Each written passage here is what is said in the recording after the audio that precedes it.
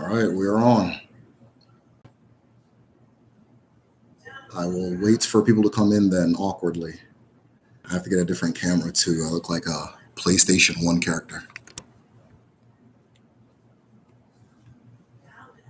Mic test, mic test. Okay, mic's on.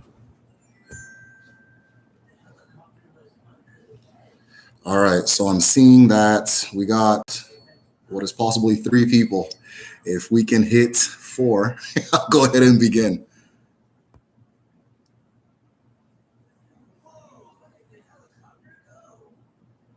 I guess I should give a time limit on that too.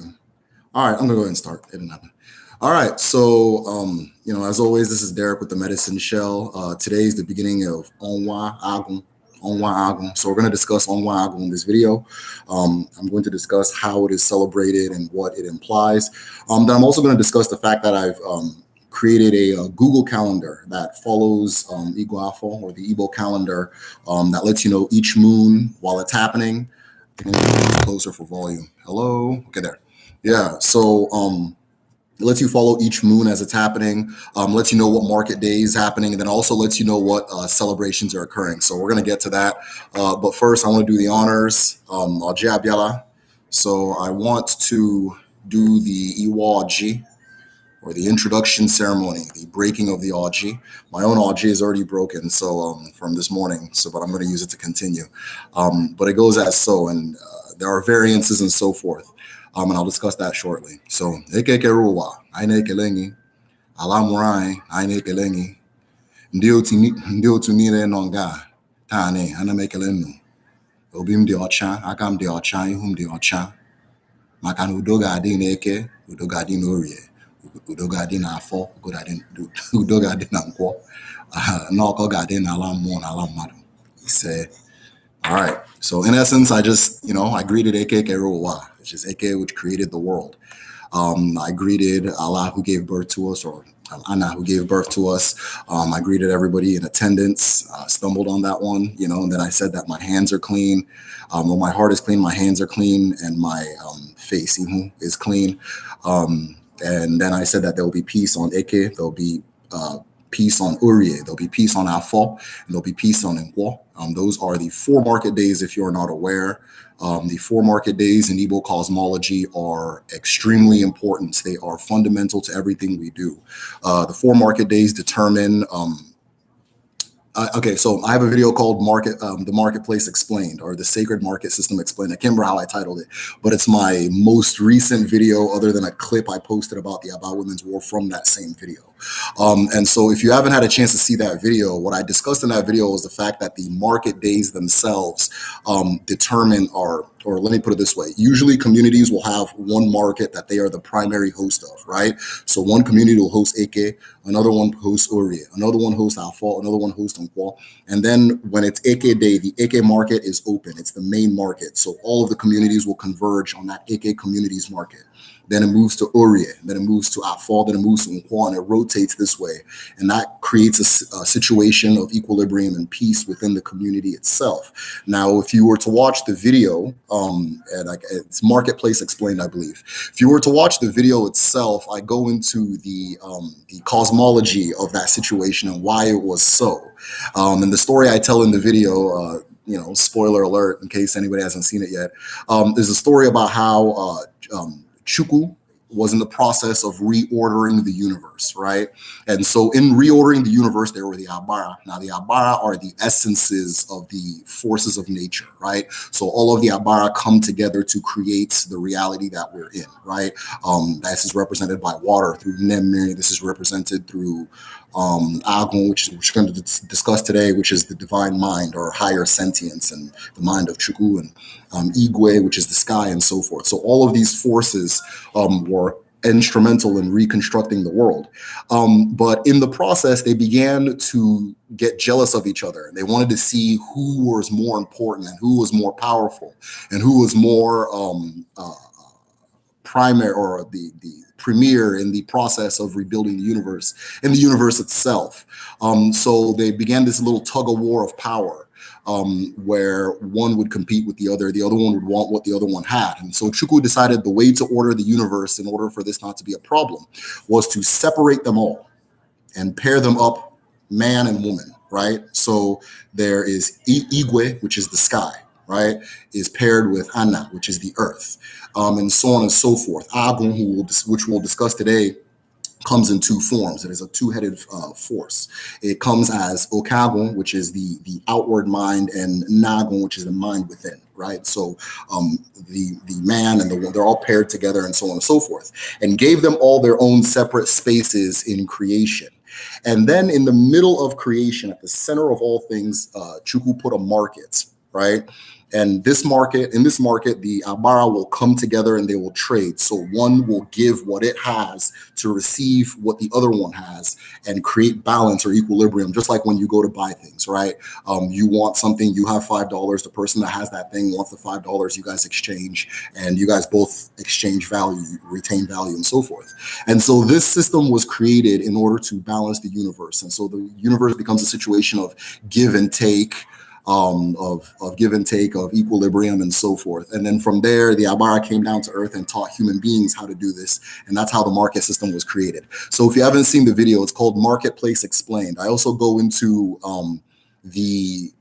I get a lot of questions about like gender roles as far as like women and men and so forth. So I go, because this is all run by women. The market system is completely run by women in Igbo culture. It is their space, right? And so because of that, we go into a lot of discussion about how women organize themselves in that society. And then this leads to a discussion about the Aba Women's War and so forth. So if it's something that you're interested in, go and check it out. It is Marketplace Explained.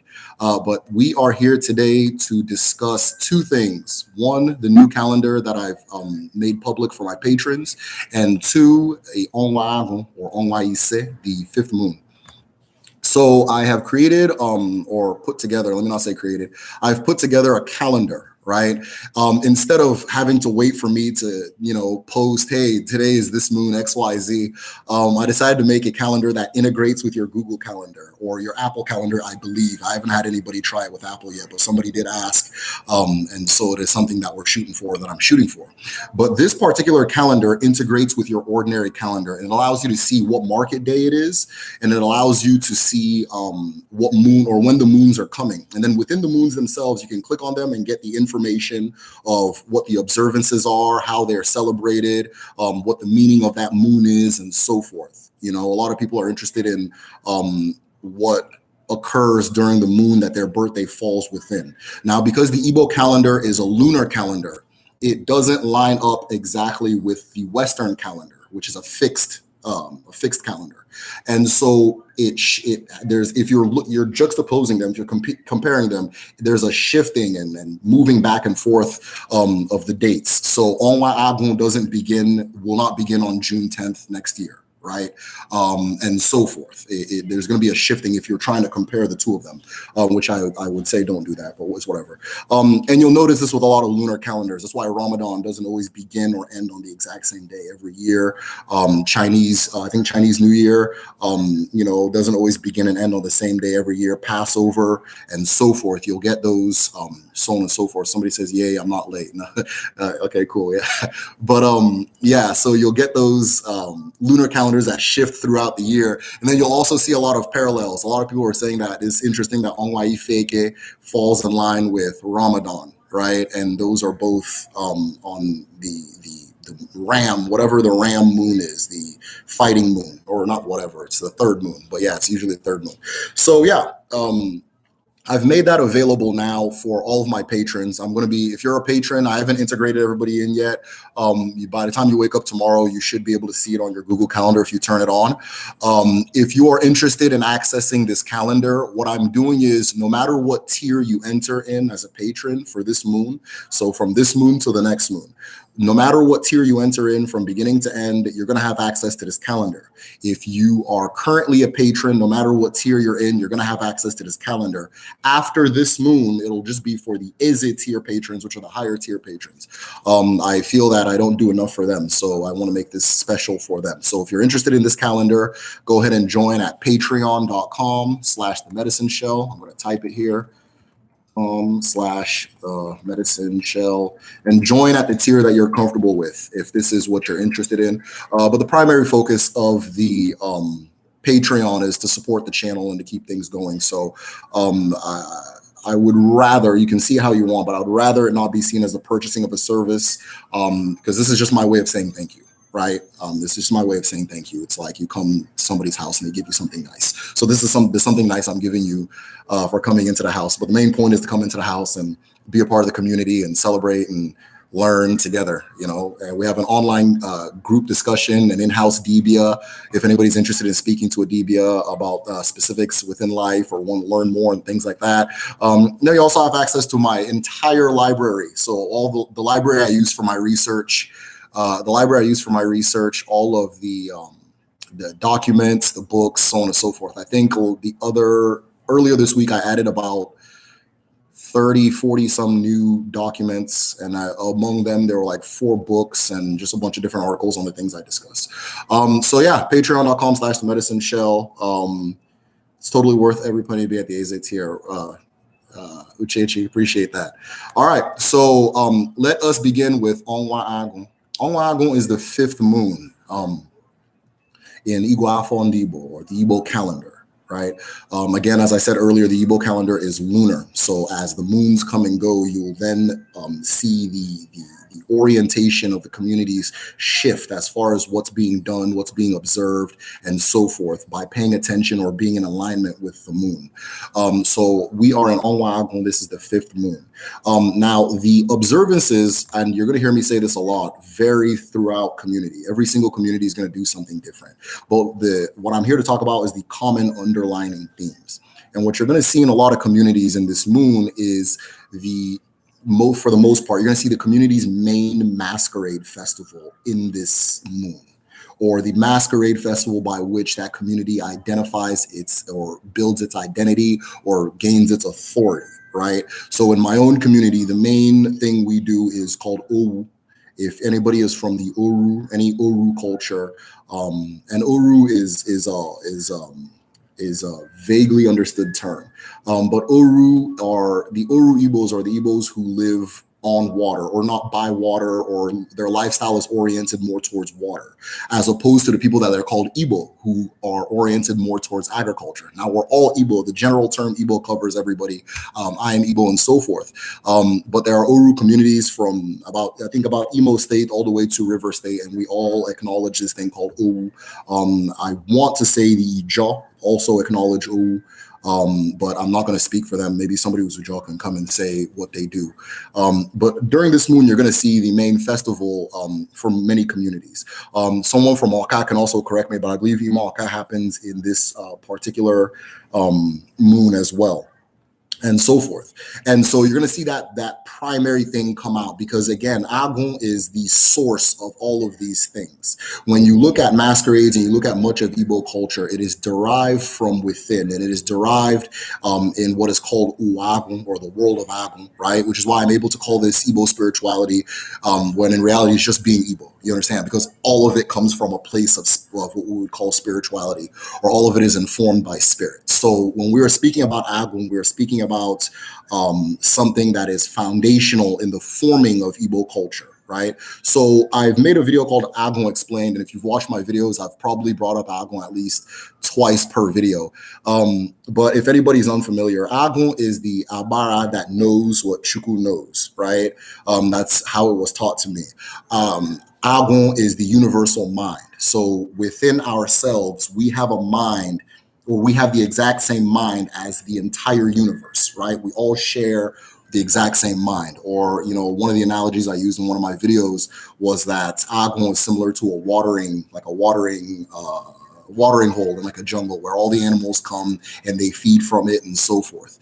And so Agun is that thing. Another thing I use to describe it is like an internet, right? It is a cosmic internet that connects all things on the level of sentience and level of thought, and so forth, right? Now, what is particularly interesting about Agun is that you'll see in different cultures, or different Igbo cultures, these particular these particular stories that relate to why Agon has the place Agon has in the, let's call it the pantheon of Igbo cosmology.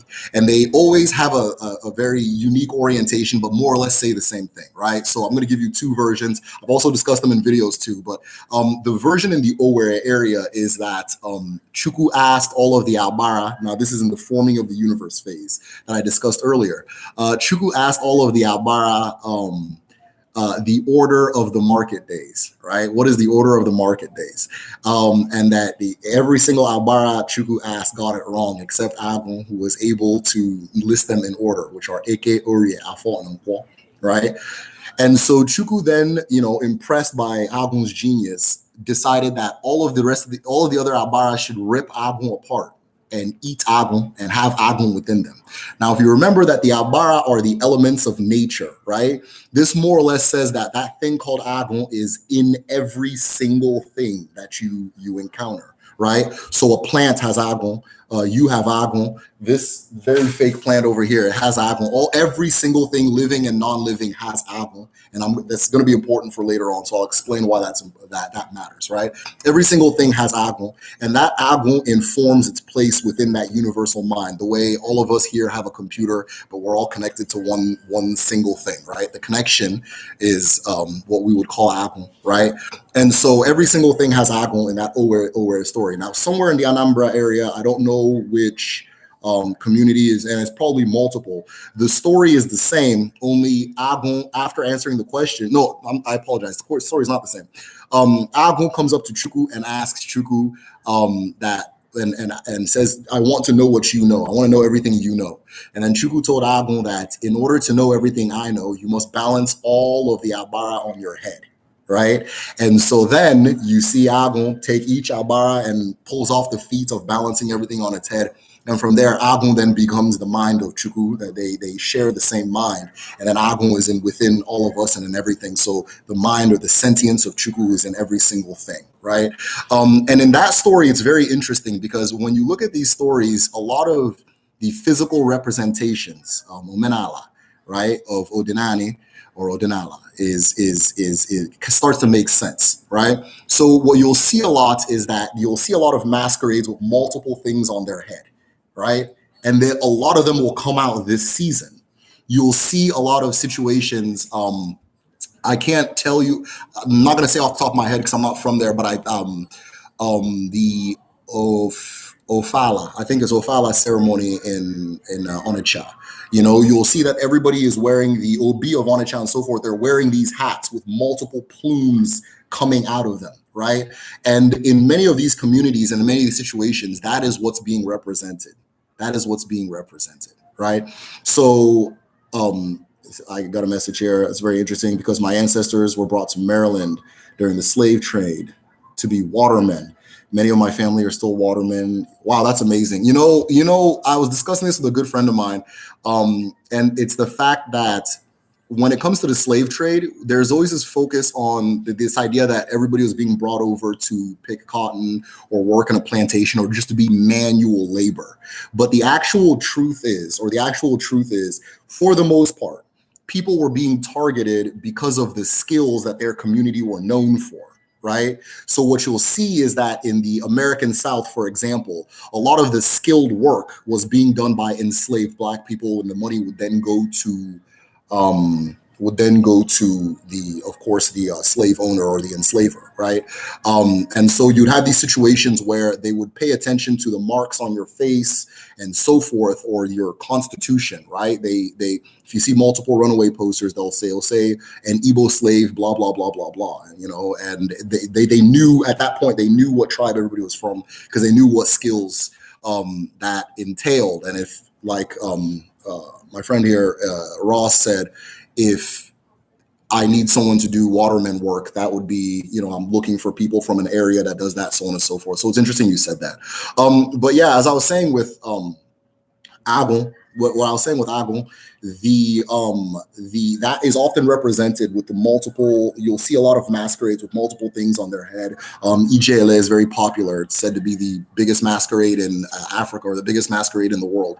Also has that same feature of multiple things in one place, is all of them having very diverse physical features and attributes and so forth.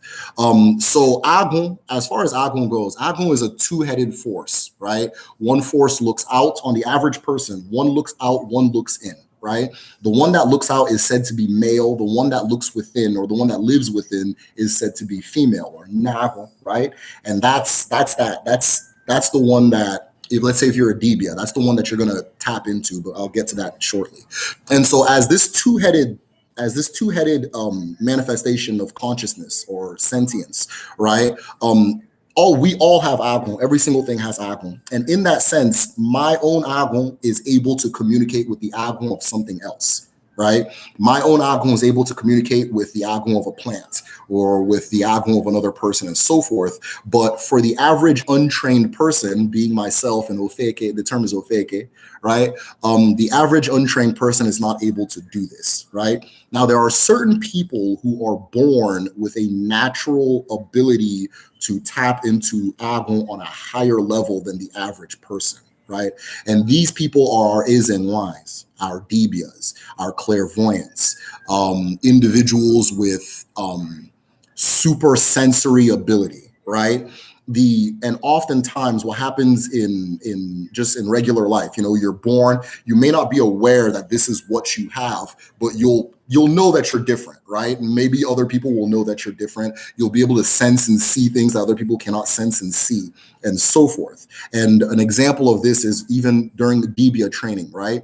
What is told to the individual is that if you go in order to become a Debia, like one of the phases, you go into the forest and don't come out until the plants tell you what they heal, until the plants tell you what they do, until the plants tell you who they are, right? Until your own Agun is able to connect to that of the plant, right? And so forth. You're not told how to do this. You're not told what this looks like, and so forth. So you're sent into the forest. You can be there for days. You can even be there for moons. And then when you emerge, you'll be able to do this, right? You'll be able to have that ability. So that's that connectiveness that Agun has, right? So an individual with a higher sensory ability, or extrasensory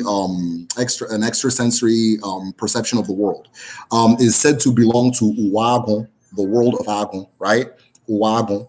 Now, for these people, life is often very difficult if they don't do what I'm going to explain shortly, right? Life is often very difficult for these people. You'll notice if this is who you are, and so forth, as our ancestors believe, for these people, if they try to start a business, it's not going to work.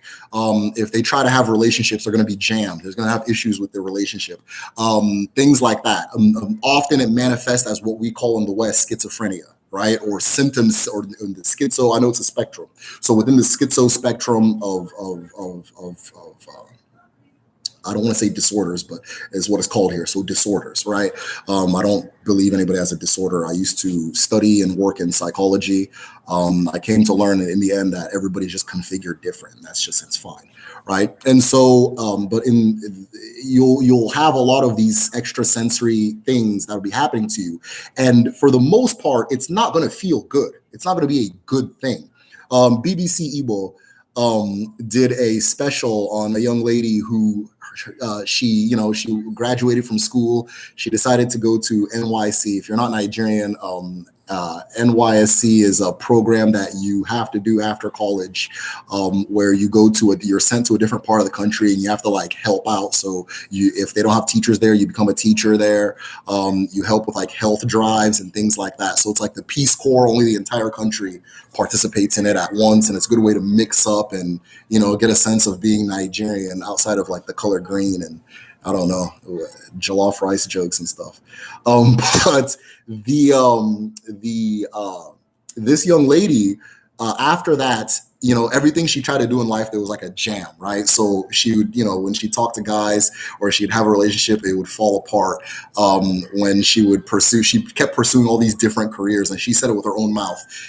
If I was there for 2 months, either I would leave or they would throw me out, right? So she was always losing her job, no matter what. She's constantly losing her job. She's very intelligent. If you listen to the thing, it's in Igbo. So, but if you listen to the thing, very intelligent girl. There's really no reason. Seems to be having agreeable affect, but things weren't working out for her. So finally, she went to, her family is Christian. I'm trying to remember it's off the top of my head, but she went to somebody who told her what it is, right? What she has, and that she needs to consider making peace with Agwu, right? Making peace with Agwu. Now, the thing is, or this thing that we call making peace with Agwu is the situation where if you're having these senses and they are somewhat affecting you negatively, right? This is a means of integrating them into your life and saying that, okay, this is who I am, this is what I am, and I am this person for a reason, and accepting it. Now, there's an entire ceremony that goes into it, but if you look at the ritual language of everything done within this ceremony, it's all saying more or less the same thing, which is making peace with this part of yourself, right? And so oftentimes when we have something that afflicts us or you have some kind of problem, it's in front of you, right? So you're trying to go somewhere and it feels like it's blocking you. Making peace with Agwu, just that I like using my fingers if you haven't noticed yet. Making peace with Agwu puts that thing behind you and it allows it to be the wind behind your sail, for lack of a better term, right? So she was told to make peace with this thing, and there's a whole process and things like that. And what she found next was that a woman visited her, right? She said that she kept seeing this woman, and this woman told her to enter the forest with her. And she entered the forest, and the woman would point to a plant and say, "This is this plant. This is what it heals." And goes to another plant. "This is this plant. This is what it heals." And goes to another one. "This is this plant," and was just walking her through the forest. And she ended up spending so much time in this forest learning what all these plants were doing. Now, what was interesting is this woman would sometimes, she'd turn, as she said it in the story, sometimes she'd turn and the woman would be a man. And the man would be telling her, "This is this plant. This is what it heals. This is this plant. This is what it heals," right? And then after that, she found that, and this was probably going on before, because I believe, and I could be wrong, she was going in to study nursing, right? So she already had an interest in these things. Everything she thought about was medicine. She was constantly fascinated by the idea of medicine. She said it herself, even the earth, the sand itself is all, right? All when we translate it as medicine, but it's like with most things, the concept is bigger than medicine. I'll probably discuss that in another video. But that even the sand itself, its medicinal properties were interesting to her. She began to see the medicinal properties of all these different things. Everywhere she said that anywhere she'd go, her friends, she'd be looking at a bush. People wonder, why is this girl staring at this bush so much? But they didn't understand how much it meant to her, right? So there was a resonance that lit up inside of her, right? And she had made peace with this, with Agwu, and she had realized that usually when people have this extra sensory ability, they have it for a reason. Their chi brought them into this world with that extra sensory ability for a reason, right? And when you have that situation, when you have that thing going on, oftentimes, and I don't like to be one of these, oh, the West does it wrong, we do it right. That's not what we're doing here, right? But one thing that we do in the West is we try to, there's a mold. Everybody is industrialized, right? So there's an optimal mold that you have to fit within. Not that everybody has to be the same, right? Because there's a lot of freedom for people to be the same, for the most part on a superficial level. But there's a mold everybody has to fit in, right?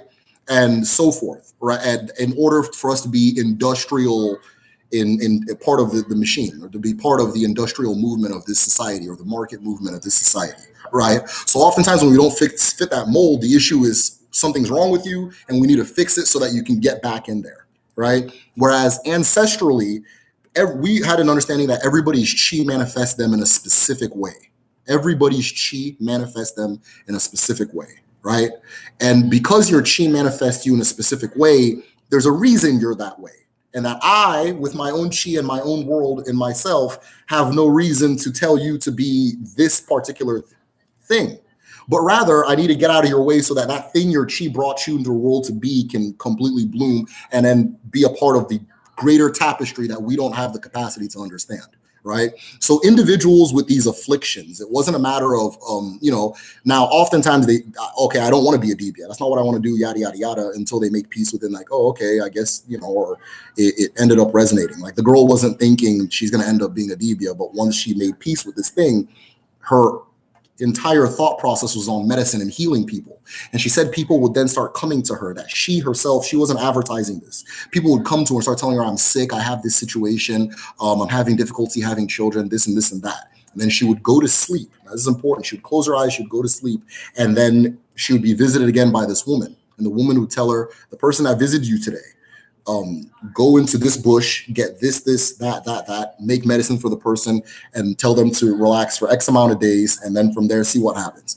And she kept doing this. She would get her answers from sleeping, closing her eyes and sleeping. And these answers keep coming and so on and so forth. But then what was nice in the end is that she said that once the way Agun works is once you've made peace with it, once you've accepted that thing, if you're a person who lives in Uagun, most of us don't. So a person of Uagun, of that world, right?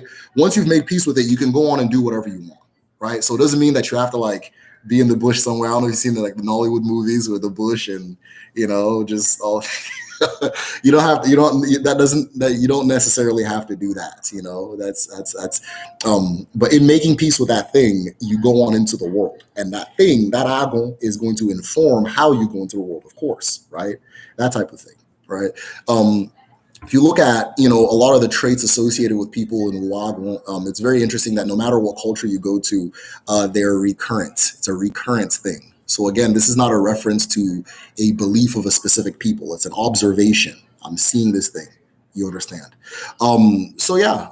As far as Agun goes, that is Agun. Now, the reason a lot of communities have that dominant or primary masquerade on this moon is because a lot of the things that inform these masquerades come from that world, come from the world of Agun, come from the world within, right? I'm going to take a minute to read some questions or comments and things like that. In the Maryland, somebody retracted. So how does one do that if they're not in Nigeria? It's a very good question. There are a lot of, I'm not on a conversion mission. I don't think anybody should, do the one that resonates with you. It's very hard to do anything that pertains to Igbo or Odenani Igbo or Igbo spirituality in the United States. Just because the way we are as a culture, it's very hard. It's not as commercialized, but you can find that same thing in different cultures or in your different in whatever is accessible to you, right? So you can take a look at Ifa, you can take a look at some of the Native American shamanistic traditions. There are multiple African or specifically African diasporic traditions. You can look at hoodoo, you can look at obe, you can look at voodoo, all these different things. You can take a look and see how it's done in those places. And those are a little more accessible if you're somewhere in the United States or UK or Europe or anything like that, right? You're in all these places. Now, I'm a strong believer that these things can be done by the self. You can do this yourself, right? But I am not of the jurisdiction. It's not my jurisdiction to tell you how to do it yourself. A couple of things I can recommend is that the process of meditation and the process of entering trance is very key to unlocking or understanding this thing about yourself. Those are two, more, let me say, dramatic ways of doing it, right? Meditation and trance, right? Being able to silence your mind and being able to sit still. Right. My next video is going to be called AK Explained or Nechuku Explained. I can't decide which one, or I don't know which one, but they're kind of the same thing, right? Nechuku Explained or AK Explained. And it explains that, what we call God is Chineke in Igbo cosmology. Chi, na, which is and, Eke, right? And that Eke element is where all of these things come from. The thing we call Ogun. All the things that affect you in the real world, all of everything that's going on, that's what you're interfacing is the AK element. Now they're one and the same, so people say my chi, and they mean both, but it's the AK element. And the thing that's important about the AK element is that it exists in darkness and it exists in stillness, right? It is a state of inertia, or odi, as we say in our culture. It is a state of stillness and quiet. right? So this is one of the reasons why something like meditation is good for being able to figure this thing out within yourself, is being able to make peace within yourself with this thing.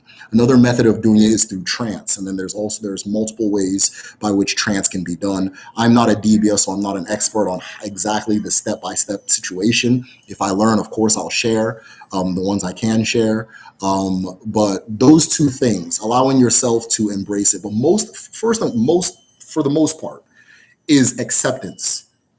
The most important parts of the entire Iru, which is the to work with Agun, Iru, is to accept Agun, is to accept it, right? So if you're having these sensations, to not panic or think that there's something wrong with you when it's happening. It's just who you are. It's how you were brought into this world. And 99.9% of the time, it exists for a reason. Now, I'm not minimizing any of these things. It comes with a lot of torment. It comes with a lot of difficulty. It comes with a lot of struggle and so forth, right?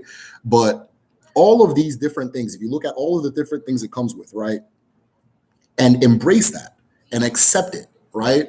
There is one thing that the Yoruba school of thought and the Igbo school of thought share in common is the idea, and I think it's a general African thing, or at least that region and so forth, is the idea that you're not entitled to feeling good, and you're not entitled to a good life, right? And this is going to sound very insensitive and whatever, I don't.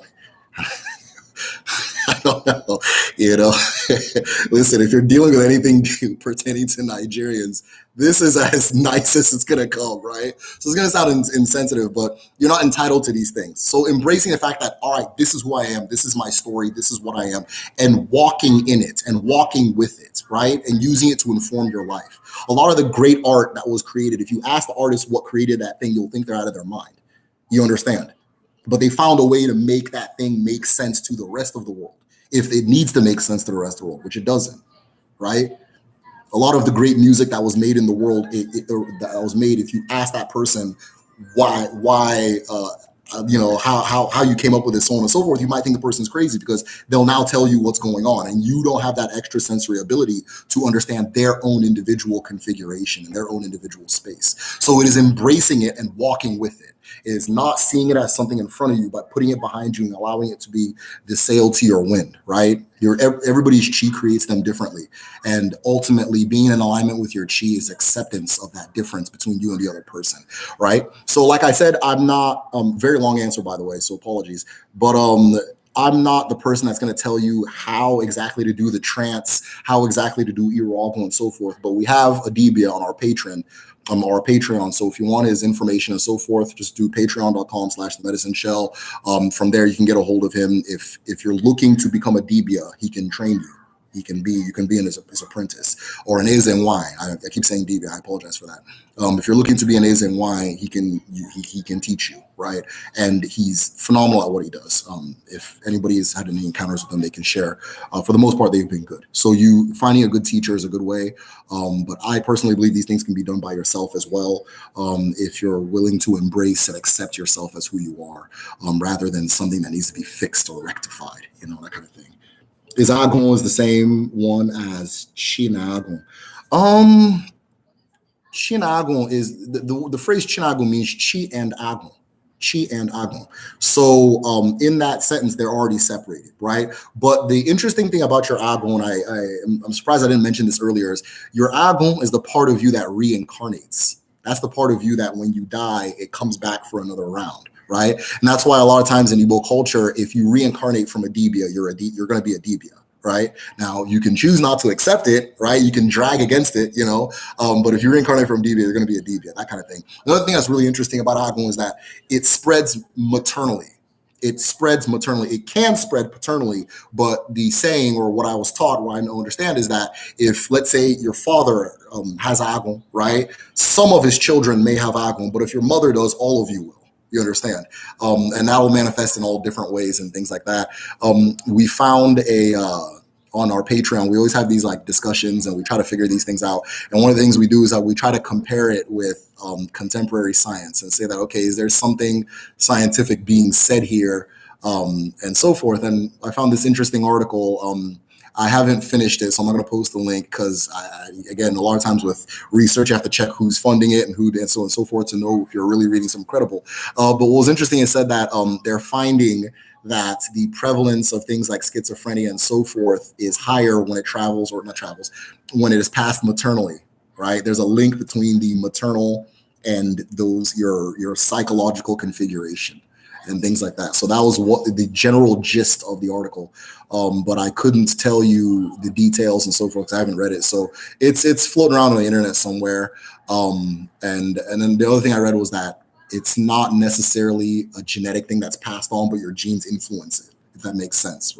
So whatever. But I don't know how I even got into that rant, but that's cool. You're not entitled to a good life, LOL. Yeah, really. Yeah, this is as nice as somebody's gonna say. You know, I I remember I hope nobody ends up judging my father for this. I love him dearly. He's the coolest person of all time, and things like that. You know, if I've been very grateful to have him as a father. But I remember one time my mom lost her brother. Her older brother died. And, you know, she was just like wailing and wailing and wailing. He just kind of he gets kind of awkward with emotional situations. Not that he's not affectionate; he's very affectionate, but he gets like when it's too much, he gets kind of. And he's like, why are you crying? And she's like, my brother died. Are you stupid? That kind of thing. It's like, okay, so should you cry about it? Like, he had a good life. He had children. They grew up. They're all yada yada yada. You're at this point, you're just making noise. That type of thing. And you see a lot of that in Nigeria. Like people aren't like they'll do it as long as it's appropriate. But again, this is as nice as it comes. I'm using my like American. I guess the term is PC. Whatchamacallit. Like everything's very. But it again, it's a part of the general cultural ideology, right? You're not necessarily entitled to a good life. You're not entitled to feeling good, right? You don't walk into a restaurant, everybody smiles because you're in there. You know, that's the kind of, it's a very American thing, you know. And if anybody has traveled, you'll know that that is a very American cultural thing, and so forth, you know. And so one of the good things of having a culture like that is it allows you to allow you to embrace those different configurations. You know, if you have that cousin that just flips out every now and then, that's just him. You know what I mean? It doesn't mean, you know, you don't outcast him or anything like that. That's just who he is. You got to figure out how to get along with him. It's not his job to get along with you. You're not entitled to him being nice. I agree with that sentiment. Awesome. You're right. My grandma was a Debia. Okay, then the message is gone. Okay, it's all good. You know? But yeah, I was speaking to one of my patrons. I won't say your name or anything like that. And you know, we were exploring that too. And you see the pattern of grandmothers and Debia work. You'll also find a lot of Debias were taught by their grandmother. You know, it skips a generation just because of the history of Nigeria often, but they're usually taught by their grandmother. It carries maternally. Now, what's very interesting is you find in a lot of the diasporic cultures, a lot of Ogun or medicine work is done by women. A lot of Ogun or medicine work is done by women. Again, with that, the Eke elements, the divine feminine elements, also being a state of inertia or stillness and darkness. And that is not only the mind within. That is the big pool of Agun. You understand? It makes sense that these things manifest through women, right? I had very also a researcher, very sharp friend, you know, and I try not to add my own conclusions to my videos. I try to just give the information. If it's my own conclusion, I'll say explicitly, this is my own conclusion, because I feel that if I can put the information forward, you can make conclusions that are probably above my own. You understand? In our group chat, on Patreon, we have a group chat, and people tell me things that I didn't even come close to thinking about. Like, oh, in Egypt, XYZ, yada, yada, yada, which correlates with that. And I'm just like, oh, really? Shit. Thanks for letting me know. That kind of thing, you know? So the best thing to do is just put the information out. And then from there, everybody, again, based on how everybody is manifest and is born to understand things, they'll pick up what they need to pick up. But yeah, one of the things that in my own conclusion and in multiple people I've spoken to, it's pretty obvious to me that a lot of what we call spirituality or all medicine work, things like that, is the domain of women, or it was originally the domain of women. A lot of the Irish were probably established by women, things like that, and so forth. There's a very strong connection, and the evidence is like very clear that this is a feminine thing. You understand? It is in the world of women. So it makes sense that a lot of people are learning it from women. It makes sense that in the diaspora, these things are preserved many times by women, right? And I think that something happened historically in West Africa where more men started kind of taking control of it or being the ones that preserve it or so on and so forth. I think something historical happened. I have a video called Usu Explained. It goes into the history of like from the Stone Age to now, as far as Igbo culture and the people we call the Osu and things like that. So if you take a look at that, you'll kind of see a little bit of what I'm talking about and things like that. I call it a documentary because it's a longer video, so watch it if you have time. But something happened where it shifted male, right? Even if you look at it, again, I'm not an Ifa person, so I can't speak for them, but this is something I've been thinking about. So if somebody can correct me if I'm wrong, that'd be great. But if you even look at the term Babalawo, you understand. That Baba is Islamic in origin. You understand? It's Islamic in origin, the word Baba. You understand? And then the Lawo, I couldn't tell you what that means. You understand? Because I'm not Yoruba. You understand? And so, and if you know that the contact with Islam or the coming of Islam is very new, historically, it's a very new thing, that would tell you something about, you know, when this concept arrived or how it interfaced with other cultures and things like that. So I strongly believe, personal interjection, that the Uagon, the world of Agon is a feminine world. There was something that I also saw in my research that said that a Dibia is always, and no insult to anybody who's a Dibia. A Dibia is typically short of masculinity, right? So it's not always a very masculine, manly man. Right? If you've read Things Fall Apart, Okonkwo is not going to be a Dibia, you understand? Because he was like an exaggeration of masculinity. And that an Ezenwai always falls short of femininity. So an Ezenwai is usually somebody that's, you know, this is just what is said, usually somebody that exhibits more masculine traits despite being a woman, right? And both of them are closer to the middle of the spectrum of gender behavior, let's call it. You understand? Doesn't mean that, you know, whatever, that this one's not a man, this one's not a woman. It's just that someone's going to be tomboy and one's going to be a little gentle. You understand? A DB is not a fighting person, you know, that kind of thing, or whatchamacallit. You're going to get like the macho man being a DB or something. Means father of mysteries, yes. Babalawo, father of mysteries, Baba, yes, and that kind of thing. What can a Dibia do in terms of spirituality? Can they read your destiny, future, path in life, spirits around you? Yes, yes, yes, and yes, right? So every Dibia will differ based on their skill level, but a Dibia is a doctor. The term Dibia means or comes from Diabia, right? Diabia, or D. A D is a man, right? Is a man or a master. That's the word D, right? And this thing called Abia or Abiama or Abala, right, is divine. It's divine inspiration. So it's a wisdom that comes from out, right? We use the sun a lot as an allusion to Chukwu, or as a vision of how the chi works. So there's the sun and then there's its rays. Those rays are the Abia. So a Diabia is a master who's able to receive that thing, right? In being able to receive that thing, DBS do readings. DBS are able to interpret dreams. DBS are able to fix problems, like problems that you're having in your own life. DBS are able to heal, physically heal, as well as psychologically and spiritually heal, right? DBS are also able to figure out spiritual configurations in your life, right? So if you have a certain presence in your life that you're not aware of, if you're aware of that presence, but you want to do something about it, either get rid of it or understand it or embrace it more, Adibia, that's all of that. Adibia is able to cover all of those different things. Adibia can also do Afa for you, right? Afa is the divination, being able to read things such as future and so forth, right? He wasn't a DBI. I told a story about him in one of the videos, but my grand uncle was he's a cultural man, right? He understood the things I'm discussing. He understood well. And so in living there in Nigeria, I mean, this is our house and this is where he does his work. He's right across the window from where I used to eat breakfast, right? And so in watching him, I got to see a lot of how this works firsthand. And a lot of what I speak on in my videos are first things I have firsthand experience on. In fact, if I see something in research, I always try to check it with firsthand experience. One of the things that we'd always do, him and his wife, both of them, but particularly his wife, if you really wanted to go deep, you pass his little thing and go to where his wife was hanging out.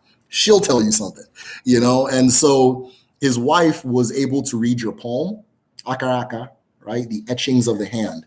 Your eke manifests your destiny on your palm, which is interesting because my palms are different. They're different. So I don't know what it is, but whatever the hell this is longer on my left. So if it's a good thing, I'm going to start using my left hand kind of thing. I don't know what, right. But she would be able to read your palm. She was able to do divination, and she was able to interpret dreams for you, especially recurring dreams, or messages that somebody is trying to communicate, like messages from beyond the visible that people had. So a Dibia can cover a wide range of those things. If you know a shaman, if you know an herbalist, if you know all these different babalawo, it's roughly the same school of ability and thoughts. Let's see here. Does it skip generations commonly or not? Okay, so what happens is with Agwu, right? Once you accept Agwu, it is typical to build a shrine for Agwu within the house. You understand? A shrine for Agwu within the house. And if it's a man, right? If it's a man and he builds a shrine for Agwu, your firstborn son will inherit that shrine and take care of it. And then his firstborn will take care of it and take it, and so on and so forth down the generations. And it is more or less to say that Agwu, this thing, is a member of your family. It is a member of your family, right? A lot of times I get messages, from like patrons or followers on Twitter or YouTube, subscribers on YouTube, and they'll say, hey, I got this thing going on with me, this and this and that. And, if they're from back home, what I'll ask them to do is to go learn their family history, right? And 9 out of 10 times, there was a juju that somebody destroyed. You understand? Somebody destroyed that thing and threw it away. And now everybody is in disarray, right? And so whether it skips a generation or not, I can't say definitively yes or no. But what I do know is that once one person in your family acknowledges that you guys have that thing and that it's in your family, it is acknowledged as a family member. And that shrine is just, every now and then you go acknowledge it.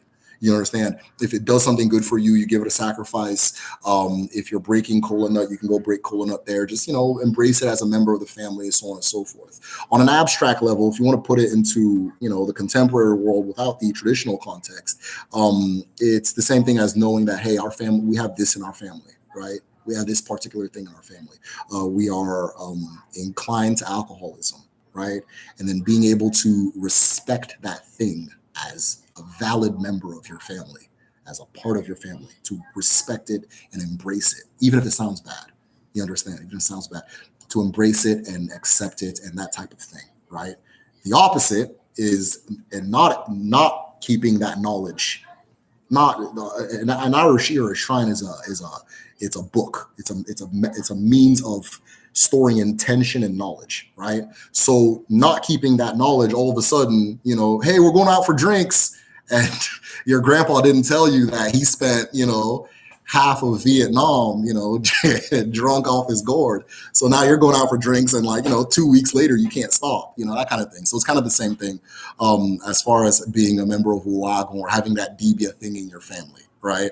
That being said, if you go back again traditionally, most families that Dibia, that embrace that thing, are extremely successful or consistently very successful.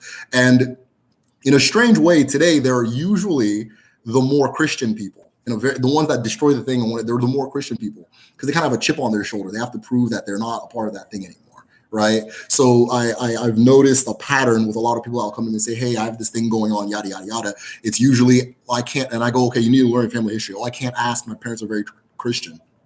You understand? Okay, well, there's a reason they're that Christian. They're trying to prove something.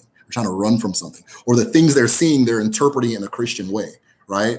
And that kind of thing. So let me see here. I think I'm going to wrap it up at about an hour. Means father of mystery. What can a deviant do? I read that one. Same as Balal. Absolutely. I got you. Can someone please explain silent Gemini? Oh, whoa. Yeah. So I'm going to do a live on the 12th. So in about 2 days, explaining everything going on in Igbo land right now, explaining the situation as far as Biafra, and kind of just giving a backstory. Because I think that, for a lot of people that weren't paying attention, especially us that are in diaspora, it kind of just seems like everything hit the fan at once. And it seems that way, right? Now I have the unfortunate, I don't know what to call it, curse or whatever, of being just always paying attention to what's going on back home in the news, right? It can be very difficult, and the reason I say it, I joke when I say that, but it can be very difficult to digest and things like that. So I'm going to do a live kind of explaining that thing. Typically, I don't like to go into politics in my videos and things like that, or when I'm doing my discussions, but I think this one's very necessary. I'm also going to let people know ways they can help and so forth. So I'm putting that all together. I'm getting things organized.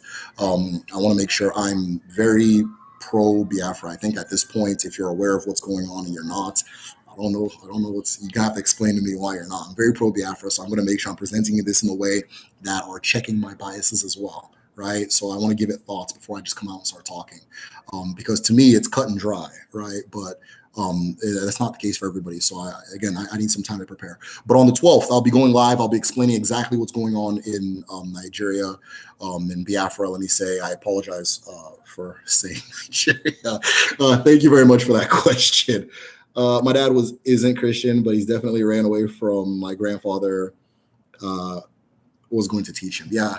Funny enough, and I hope she's not watching this, I think my father-in-law is very, very Christian, and his father was like a legend. His father and his grandfather, especially his grandfather, were legendary deviants. As in, people would come far and wide. Hey, we're going to war. We need him to come with us. That kind of thing. And he'd be able to fortify everybody and help them win the battle and things like that. There's a lot of stories of him doing some phenomenal off the wall stuff.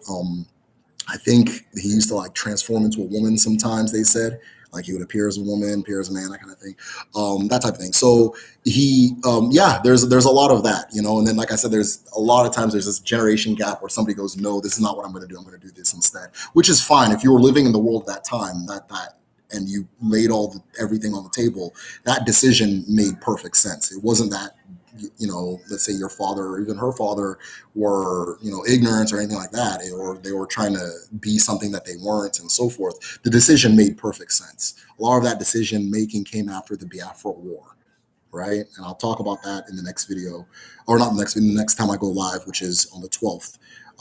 But yeah, you find that a lot, like a skipped generation and then so forth. But what you're now finding is that a lot of the people after that skip generation are now interested in taking a look back at what their inheritance is.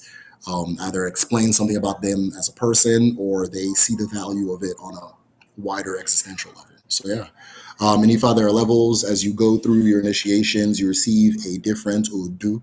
Very interesting that the word Odu is used there as well. I would love to know more about the concept of Odu in Ifa, because I'll be discussing that concept of Odu as it pertains to, or that word Odu, as it pertains to our own ancestral cosmology, Odinani Ndibo. But it is a very powerful, it's a very important concept. And that is the concept of inertia, is how we understand it. The concept of an inertia, of darkness and stillness. And in that stillness, the divine feminine manifests. You understand? And from the divine feminine, the entire universe manifests. Everything manifests from a state of stillness and darkness, which is Odu or Odi, that kind of thing. So yeah, thanks for sharing that, Akachi. Thank you so much. Can't wait for June 12th. Cool, appreciate it. It's ongoing for many years. Hi, Urenna. Yes, I'm telling you. Yeah, at this point, I'm just, I'm ready for it to end. It's looking like it's looking like it may end soon, though. That's why I got this big old smile on my face. She would have caught me in like 2017. I was just I was out of it. I was devastated. Like it was like I didn't see an exit, but I'm starting to see one. I shared this on Twitter, but one of the primary commanders for ESN, is from my village, and I'm very proud to say this. He's from my village, Commander Ikonso. And I didn't know him personally, just on Facebook, that type of thing. But my sister was good friends with him, and her her marital home is very close to his where he lives and things like that. So he interacted a lot with my nieces and that type of thing. He loved kids, all that stuff. So I did a dedication to him. His life was taken. He was killed by the Nigerian military a few months ago. I want to say in February or so, when they invaded my village. And they were shooting everywhere. They shot into where my grandma stays. Nobody was hurt on my side. People were hurt elsewhere.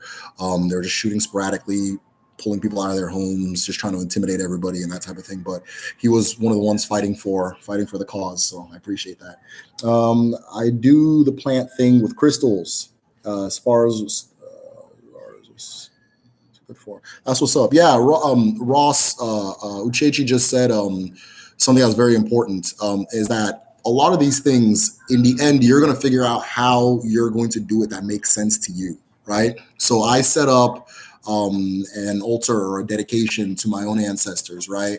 But I like to grow plants. I like to grow like edible plants, not like flowers, things like that. But like I like to grow plants, and so I had a separate one, like where actually on this thing here, I had a separate one, but after a while it didn't resonate with me, or I didn't feel it so I integrated it with the garden. So it is my garden now, and it all looks like one single thing, because that's what made sense to me and that what resonated with me. And from there, I started having some very vivid dreams, that kind of thing. So I was like, okay, I'm on the right path. So yeah, you're gonna figure out how to make this thing work for you. Like Ross said, he figured out how he does his own work with stones, which is done traditionally as well. There's so much info on Yoruba traditions and not Igbo ones. Yeah, there's a lot of history as to why that is, right? And a lot of history as to why that is. I'll probably discuss that in another video. I think time is running out, so I'm gonna hop out. But yeah, there's a lot of history as to why there's a lot more Yoruba than there are the Igbo ones. But what you're gonna find in the next few years is that a lot of Igbo ones are going to emerge. One of the things that inspires me to make my channel is to get the information out, so that when people start coming with their with their own just a kind of unverified truths, I'm hoping it can be a resource that we can check it, because I know it's coming. So a resource where you can check it for accuracy, and then you can even check mine against what's being said by other people and things like that. I feel that with a lot of these, with a lot of this knowledge, as it becomes more popular, you get a lot of nonsense. You get a lot of things that aren't like, it's just, okay, this thing's cracking. How can I get something from it? That kind of thing. And then from there, people jump in that aren't necessarily to it, right? Whereas right now, that commercial appeal, it's emerging as far as Odinani and Igbo, but it's not where Ifa is. You know what I'm saying? I'm not saying that Ifa is that it's not real, but everybody's gotten that fake babalawo that'll come into your DMs talking about, hey, do you want to get rich? I got that, that kind of thing. So a lot of that is on the way.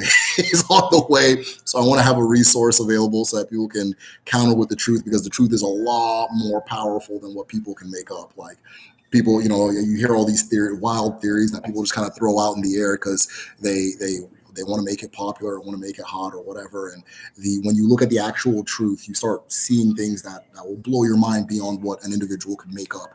This is a proven hundreds and thousands of years of tradition throughout Africa in a single place and so forth. So I don't think that what people make up or the fake stuff will ever surpass that, that kind of thing. Fake ball promised me things every week. Hi, my sister, come take on G. Seriously, yeah. They once they start linking me to my channel, man, they started just hitting me. I do all these different names, Anytime I get like ad from like Justin Obafemi. I'm like, okay, I'm good, or some mix of names. I have a mixed name too, so it's whatever.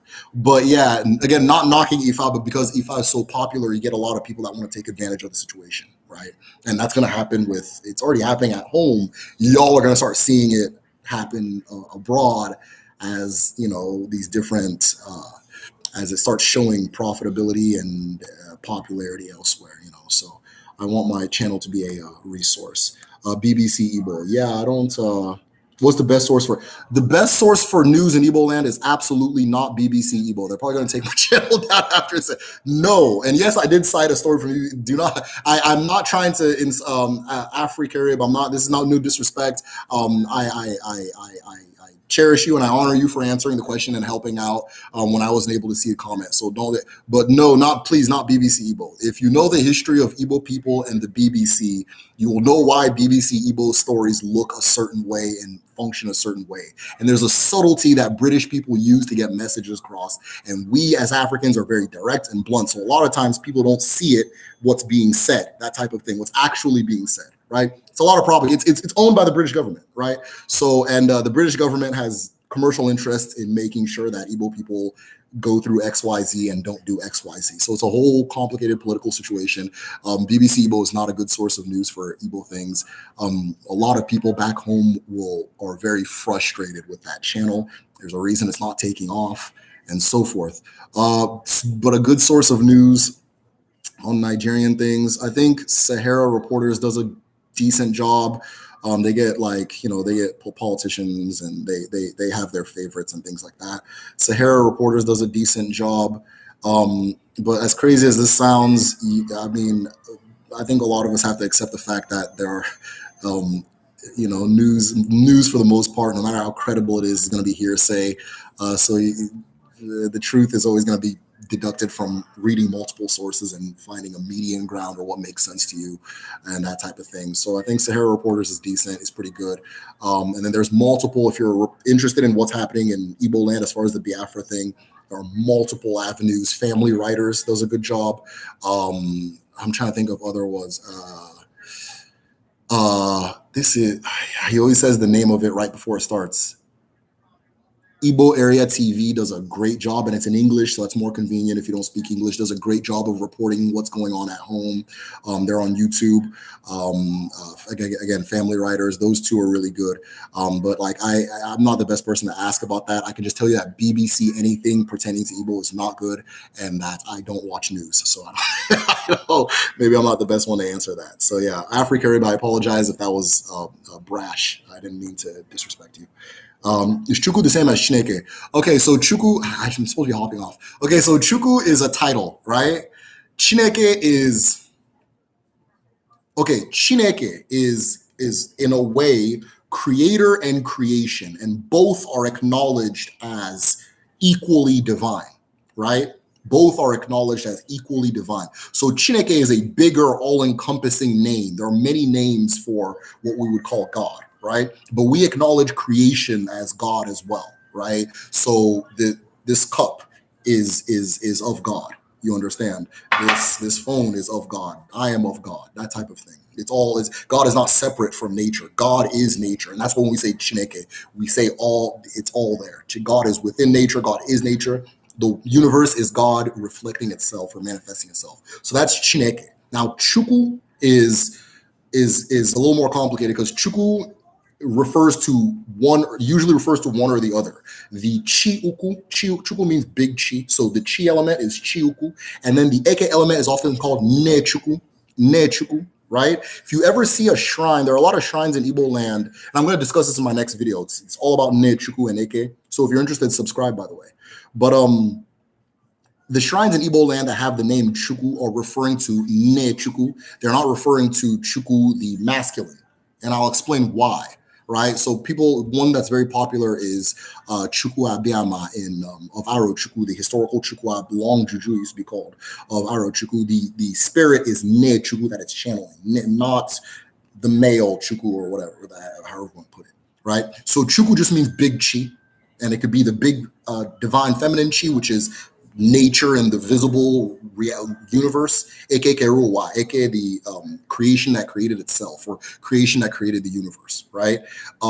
That is Ne Chukwu, and then there's Chukwu, the masculine one. A lot of times in the stories, you're going to hear about the male Chukwu, because a lot of those the mythological stories take place in a time when we were trying to reconstruct the female Chukwu after she had died. Right, she passed away. In some people's beliefs, some people believe she died. Some people believe she just scattered across the universe and is the universe itself. I explained this in my video. Is the first video I ever did. How God was created is the first video I ever did. So if you want to listen to that one, it kind of breaks it down. But Chukwu can refer to either or, but Chineke is both of them, and they're both the same thing, right? Just like I am my chi. I'm not. How to explain it? I am my chi. My chi exists as me. Right. So if you're talking, you don't talk to me and then I'll say, excuse me. Like, oh, no, Derek, I wasn't talking to you. I was talking to your chi. If you talk to me, you're talking to my chi. So Chineke is all the same thing. You understand? So, yeah. BBC, Igbo, LMAO. Yeah, Rena, you know now. Nairaland. Yeah, Nairaland's wild, but yeah, Nairaland's actually very good because it's like Nigerian Twitter, more or less, even though not Nigeria's banned on Twitter.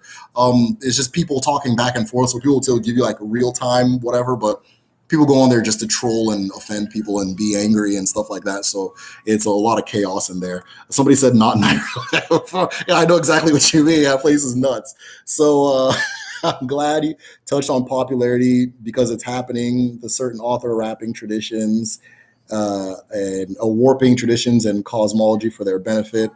I don't know who that would be. But yeah, it's going to happen. And, things are going to, that type of thing. The problem is with the interface between the West and Africa is that so many of us are tethered to Western verification that once the West says something stupid, it becomes a fact about Africa, right?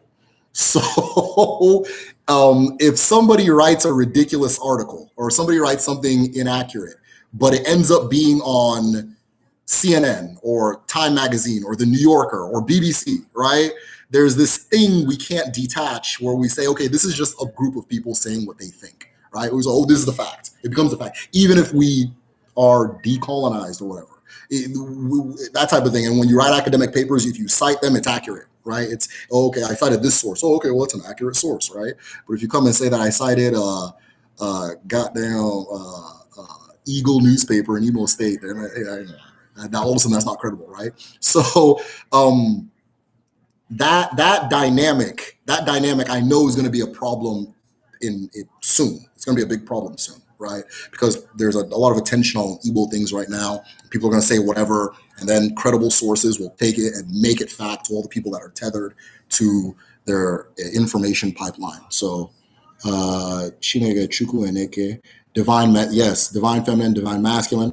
All right. Hold on. Hugo Serious does a lot of art of the god. Yes, no, Hugo Serious has done a lot of phenomenal work.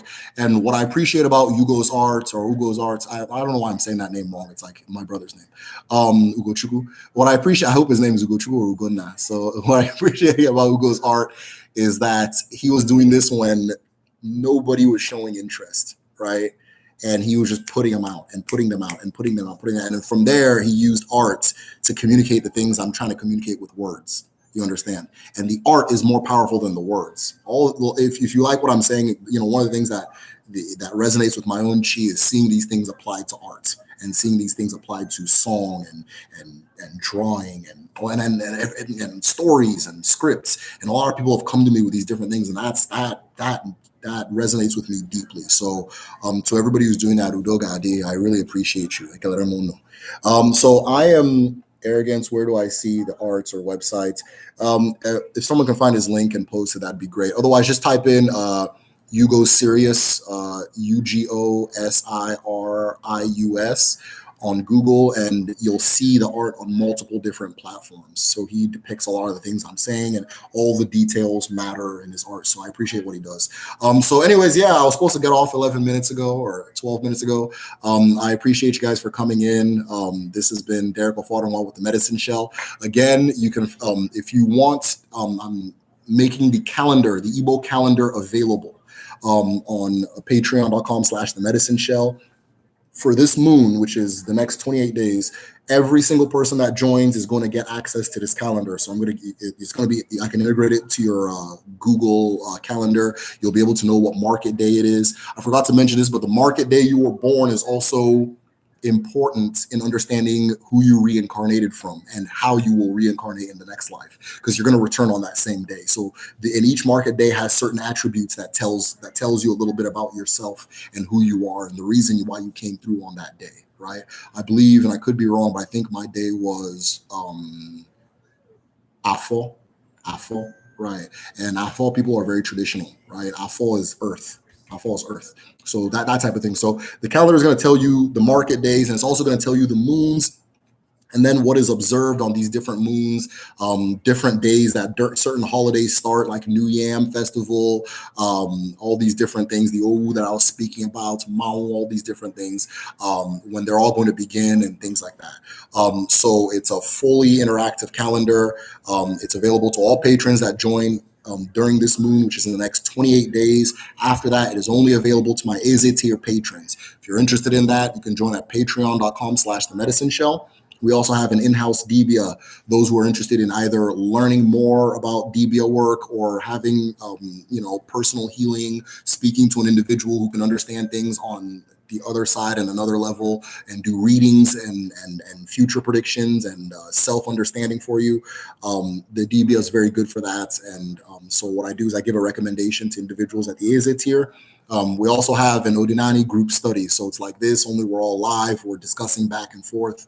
I always say this has become one of my favorite parts of the month. We do it twice a month. So it's become one of my favorite parts of the month because people just come with different backgrounds and they're able to tell things that I didn't know prior. And anybody who teaches me and is willing to hear me ramble is rewarding my chi. So I thank them. And that's a favorite part. And then, of course, for all the patrons, there's my research library. So everything I use to research and learn, make it available for all of my patrons. Just this week, I added 40 some documents. Some of them are books, ebooks. Some of them are articles, journals, all these different things. I add to it every single week or every other week. I add things. I think for patrons, I'm going to start letting you know what I added, by the way, in case you missed something. I also added new folders. So if you guys are interested, all of that is available on patreon.com/the medicine shell. It's patreon.com/the medicine shell. And again, this is Derek Onwa with the medicine shell, signing off. Thank you very much. No gadi, gachifo.